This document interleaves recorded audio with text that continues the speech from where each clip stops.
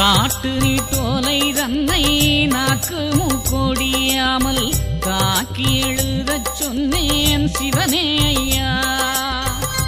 ஓதும் எழுத்துக்கும் முன் ஒன்றும் எழுத்தாணிக்கும் ஊமை மவுனம் சொன்னேன் சிவனே ஐயா.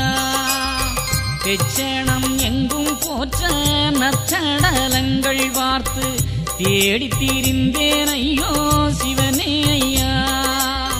30 தேவரிஷியுடனே முனியும் வந்தெடுத்தாரே சிவனே ஐயா.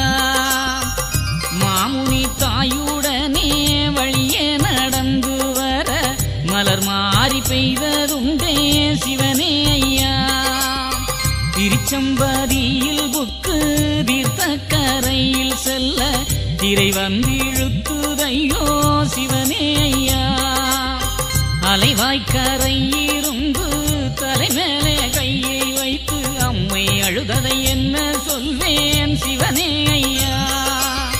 கடலிலே போன மகன் இன்னும் வர காணோம் என்று கதறி அழுதாள் அம்மை சிவனே ஐயா.